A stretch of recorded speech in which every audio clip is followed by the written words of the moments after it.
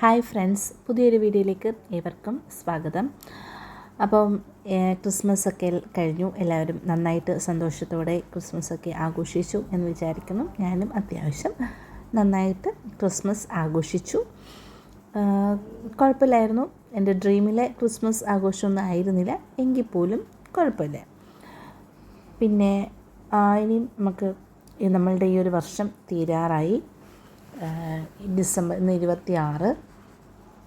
ഇനിയും കുറച്ച് ദിവസം കൂടെ കഴിയുമ്പം 2025 എന്ന ഒരു വർഷം ഒരു ഓർമ്മയായി മാറും. ഇനി അടുത്തത് 2026 ആണ്. അപ്പം നല്ലൊരു വർഷമാകണം എന്നാണ് എല്ലാവരും ആഗ്രഹിക്കുന്നത്. ഞാനും ആഗ്രഹിക്കുന്നത് നല്ലൊരു വർഷമായിരിക്കണം എന്നുള്ളതാണ്. ഇപ്പം മിക്കവരും എല്ലാവർക്കും ഗോൾസൊക്കെ ഉണ്ടായിരിക്കണം. ഈ ഒരു വർഷം, അടുത്തൊരു വർഷം ഇങ്ങനെയൊക്കെ ആയിരിക്കണമെന്ന്. അപ്പം അങ്ങനെ ഒരു ഗോൾസ് സെറ്റ് ചെയ്യുന്നത് എന്തുകൊണ്ടും നല്ലതാണ്. നമ്മൾ എന്തെങ്കിലും നേടണമെങ്കിൽ എന്തെങ്കിലും എഫേർട്ട് ഇടാതെ നേടാൻ സാധിക്കത്തില്ല. പിന്നെ ഞാൻ പണ്ടൊക്കെയും മുതലേയും ഇങ്ങനെ ഗോൾസൊക്കെ സെറ്റ് ചെയ്യും. ചിലതൊക്കെ നേടാൻ പറ്റും, ചിലത് നേടാൻ പറ്റില്ല. പക്ഷേ എങ്കിലും നമ്മൾ പ്ലാൻ ചെയ്യുക എന്ന് പറയുന്നത് വലിയൊരു കാര്യമാണ്. അപ്പം ഞാൻ ഈ വർഷത്തേക്ക്, അടുത്ത വർഷത്തേക്ക് കുറച്ച് ഗോൾസൊക്കെ സെറ്റ് ചെയ്തിട്ടുണ്ട്. അപ്പോൾ അത് ഈ ഒരു വീഡിയോയിലൂടെ ഒന്ന് ഷെയർ ചെയ്യാമെന്ന് വിചാരിക്കുന്നു. അപ്പോൾ ഇങ്ങനെ ഷെയർ ചെയ്യുമ്പം ചിലർക്ക് ഇത് കേൾക്കുമ്പോൾ ചിലർക്കൊക്കെ എന്താണ് ഒരു മോട്ടിവേഷൻ കിട്ടും. ഞാൻ എല്ലാ കാര്യങ്ങളും ഞാനൊരു പെർഫെക്റ്റ് ആണെന്നൊന്നും പറയാൻ പറ്റില്ല, എങ്കിലും ഞാൻ ശ്രമിക്കാറുണ്ട്. നല്ലതായിട്ടും ജീവിക്കണം, നല്ലൊരു ലൈഫ് സ്റ്റൈൽ വേണമെന്ന് ആഗ്രഹിക്കാറുണ്ട്. അപ്പോൾ ആ ഒരു എൻ്റെ ഒരു ആഗ്രഹത്തിൻ്റെ ഒരു ലൈഫ് സ്റ്റൈലിലേക്കൊന്നും ഇതുവരെ എത്തിയിട്ടില്ല, എങ്കിലും ഞാൻ പരിശ്രമിക്കുന്നുണ്ട്. അപ്പോൾ അത് എനിക്ക് നേടിയെടുക്കാൻ പറ്റുമെന്നാണ് ഞാൻ വിശ്വസിക്കുന്നത്. അപ്പോൾ ഞാൻ ഈ ഒരു 2026 എൻ്റെ ഗോൾസ് ഞാനൊന്ന് ഈ വീഡിയോയിലൂടെ ഒന്ന് ഷെയർ ചെയ്യുവാണ്. അപ്പം പ്രധാനമായിട്ടും 7 ഏരിയാസ് ഓഫ് ലൈഫാണ്.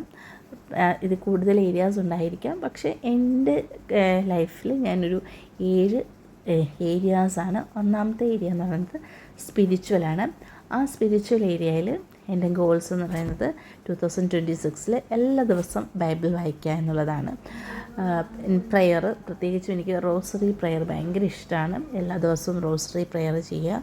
പിന്നെ എല്ലാ സൺഡേസിലും പള്ളിയിൽ പോകുക എന്നുള്ളത് ഞാൻ മടിയൊക്കെ കാട്ടാറുണ്ട്. അപ്പോൾ ഈ ഒരു 2026 അങ്ങനെ ആവാതെ എല്ലാ ദിവസവും ബൈബിൾ വായിക്കാനും എല്ലാ ദിവസവും റോസറി ചെയ്യാനും എല്ലാ സൺഡേസിലും കുർബാനയ്ക്ക് പള്ളിയിൽ പോകണമെന്നും ആഗ്രഹിക്കുന്നു. അതാണ് എൻ്റെ സ്പിരിച്വൽ ഏരിയയിൽ എൻ്റെ ഗോൾസ്.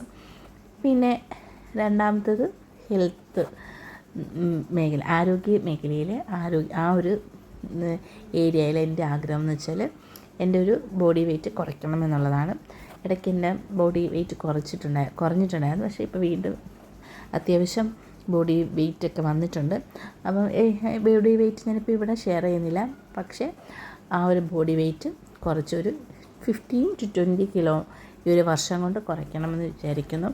പിന്നെ എല്ലാ ദിവസവും ഒരു 2 ലിറ്റർ വെള്ളം കുടിക്കണം. വെള്ളം അങ്ങനെ ഞാൻ കുടിക്കാറില്ല, പക്ഷേ അങ്ങനെ ആവില്ല. എല്ലാ ദിവസവും ഒരു കുറഞ്ഞത് 2 liters ഓഫ് വാട്ടറെങ്കിലും കുടിക്കണം. കൂടുതൽ വെജിറ്റബിൾസ്, എല്ലാ ദിവസവും എന്തെങ്കിലും ഒരു വെജിറ്റബിൾ റോ ആയിട്ട് കഴിക്കണം എന്ന് വിചാരിക്കുന്നു.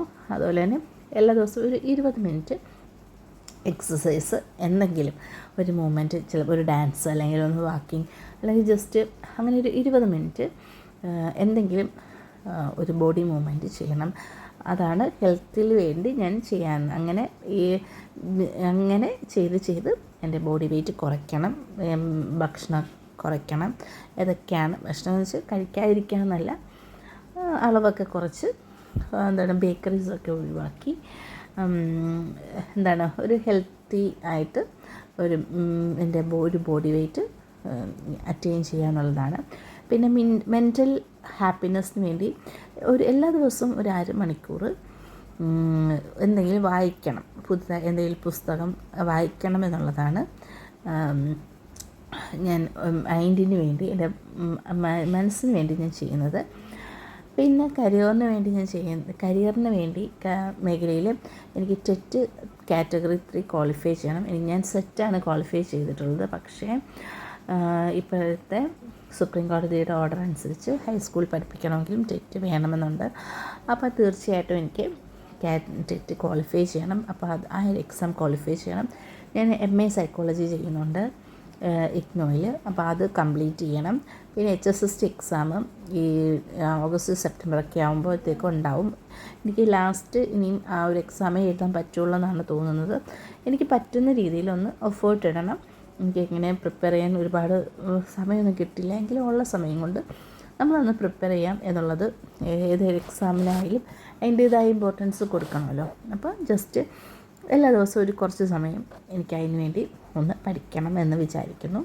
പിന്നെ എൻ്റെ ഫിനാൻസ് മേഖലയിൽ ഞാൻ ഗോളെന്ന് വെച്ചാൽ എല്ലാ ദിവസവും ഇൻകവും എക്സ്പെൻഡിച്ചറും എഴുതണം എന്നുള്ളത്. കാരണം അങ്ങനെ എഴുതുമ്പോൾ നമുക്ക് ഒരുപാട് ഗുണങ്ങളുണ്ട്. അപ്പം ഒരു മാസം നമുക്ക് എത്ര വരുമാനമുണ്ടെന്നും എത്ര ചിലവുണ്ടെന്നും നമ്മളറിയാതെ തന്നെ നമ്മുടെ കയ്യിൽ നിന്ന് ഒരുപാട് പൈസ നമ്മൾ പോകുന്നുണ്ട്. പക്ഷെ നമ്മളത് അറിയുന്നില്ല. അപ്പോൾ അത് നമ്മൾ എഴുതി വെക്കുവാണെങ്കിൽ നെക്സ്റ്റ് മന്തിൽ നമുക്ക് അങ്ങനെയുള്ള അധിക ചിലവുകളൊക്കെ ഒഴിവാക്കാൻ നമുക്ക് പറ്റും. പിന്നെ അതുപോലെ തന്നെ എനിക്ക് ഗോൾഡ് ലോണുണ്ട്, അത് കംപ്ലീറ്റ് ചെയ്യണം ഈ വർഷം എന്ന് വിചാരിക്കുന്നു. പിന്നെ അതുപോലെ തന്നെ എൻ്റെ പേഴ്സണൽ ഏരിയാസിൽ എനിക്ക് 2 വീലർ ഓടിക്കണം. അതിൻ്റെ ലൈസൻസ് വേണം. കുറച്ച് ഓടിക്കാൻ ഞാൻ പഠിച്ചിട്ടുണ്ട്, പക്ഷേ അതിന് ലൈസൻസ് ഇല്ല. അപ്പോൾ എന്തുകൊണ്ടും 2 വീലർ ഓടിക്കാൻ പഠിക്കണമെന്നുള്ളത് നല്ലതാണ്. അപ്പോൾ എനിക്കത് ആവശ്യമാണ്. അപ്പോൾ അതുകൊണ്ട് ഈ വർഷം ഗോൾസിലെ 2 വീലർ ഓടിക്കണം എന്നുണ്ട്. പിന്നെ അതുപോലെ യൂട്യൂബിന് കൂടുതൽ വീഡിയോസ് ഇടണം. അത് പറ്റുമെങ്കിൽ അത് മോണിറ്റൈസ് ചെയ്യണം എന്നുള്ളതാണ്. കാരണം എല്ലാ ദിവസവും വീഡിയോസൊക്കെ ഇട്ട് അതിന് വേണ്ടി എഫേർട്ട് ഇട്ടാലേ മോണിറ്റൈസേഷൻ ആവുകയുള്ളൂ, ഇനേബിൾ ആവുകയുള്ളൂ. വളരെ എളുപ്പമുള്ള കാര്യമൊന്നുമല്ല. എനിക്ക് 2 ചാനൽസ് ഉണ്ട്. അപ്പോൾ ആദ്യത്തെ എൻ്റെ ചാനലിൽ 312 സബ്സ്ക്രൈബേഴ്സ് ഉണ്ട്. അത് ഞാൻ പിന്നെ റിലേറ്റഡ് ആയിട്ടുള്ള വീഡിയോസ്, GK ക്വസ്റ്റ്യൻസൊക്കെ അങ്ങനെയൊക്കെയുള്ള ക്ലാസ്സുകളൊക്കെയാണ് ഇട്ടിട്ടുള്ളത്.